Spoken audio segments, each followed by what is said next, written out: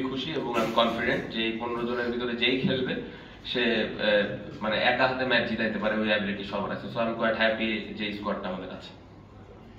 শান্ত, যেটা West middle ওভারে যদি আমরা উইকেট নিতে পারি, স্পেশালি স্পিনার যেই খেলবে, উইকেট যদি আমরা বের করতে পারি অবশ্যই টিমের জন্য খুব ভালো। এবং আমি বিশ্বাস করি যে তাদের মধ্যে অ্যাবিলিটিটুকু আছে।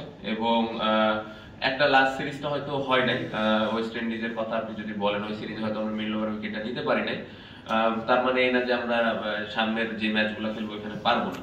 সো অতীতে আমরা এরকম অনেক ম্যাচ আছে যে মিরাজ মিডল ওভার উইকেট নিয়ে খেলা জিতেছে, নাসুম উইকেট নিয়ে জিতেছে, রিশাদ টি-20তে আমি একটু আগে বললাম। সো অ্যাবিলিটি সবারই আছে, ওই দিনে যে দায়িত্বটা পাবে এবং ওই দিনটা খুব ইম্পর্টেন্ট, এবং টিমের জন্য আমি কতটুকু দিতে পারছি এটা ইম্পর্টেন্ট। তো আমি বিশ্বাস করছি তারা একবার ভালো কিছু করবে, টিমই ডিজার্ভ করে চ্যাম্পিয়ন হওয়ার জন্য, এবং এই 8টা কোয়ালিটি টিম। এবং আমি বিশ্বাস করি আমাদের টিমের ওই অ্যাবিলিটি আছে। বাড়তি প্রেশারের কথা আমার মনে হয় না যে কেউ বাড়তি প্রেশার ফিল করবে, কারণ সবাই এটাই চাচ্ছে, সবাই এটাই চায় মনে প্রাণে, এবং সবাই এটাই বিশ্বাস করে যে আমাদের ওই অ্যাবিলিটিটা আছে।